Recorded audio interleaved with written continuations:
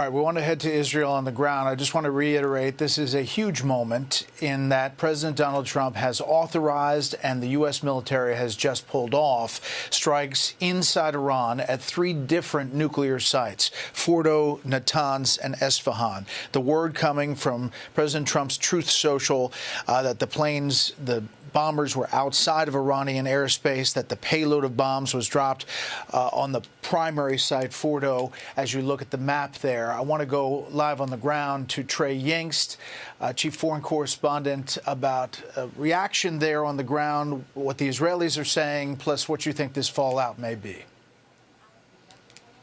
Yeah, Brett, good evening. This has been the talk of Israel for the past several days as the country waited to see if the Americans would get directly involved in the conflict. And even up in the last few hours, I was talking with current and former sources, trying to get an understanding of when this might happen. And at 1:55 local time, one source said rumors, Trump gave the word, supposed to be happening now. We were working on tracking it down, and the president taking to Truth Social to say the Americans did indeed strike 3 separate Iranian nuclear facilities, including the Fordow nuclear facility deep underground outside of the Iranian capital of Tehran.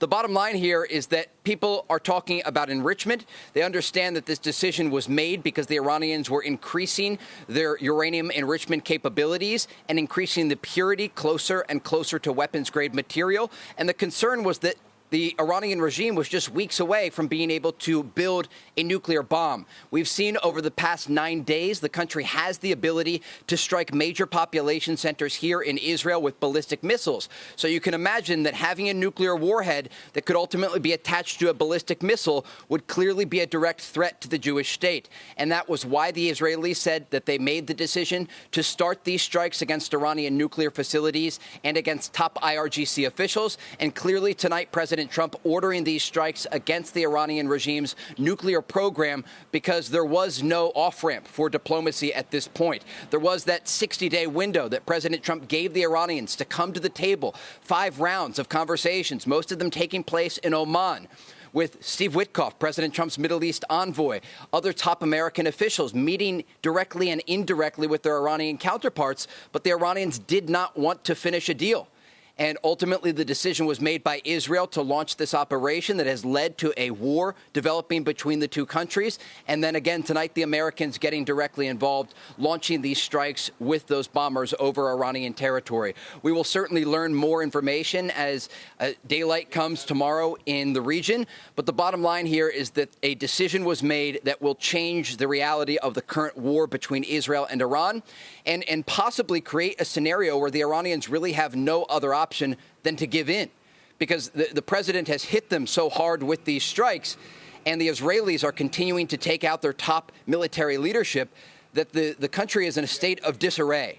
And so the bottom line here is that these strikes tonight show not only solidarity with the American ally in the Middle East, Israel, but also they show that the region is at a crossroads here. There are clear decisions that will have to be made by the regime officials that are still alive and by the country's supreme leader and the country's president, Masoud Pezeshkian.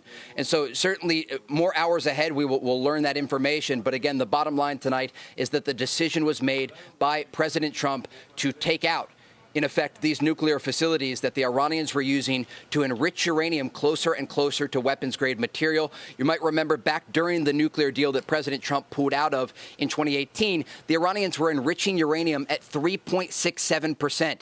According to the International Atomic Energy Agency, they were enriching uranium close to 60% purity, getting very, very close to a weapons-grade purity, which would give them the component that they would need to create a nuclear weapon. And so this is a historic moment in the Middle East tonight, and again, an opportunity for the region, as the president laid out in his statement, for peace in the future, because this is a region that understands peace through strength.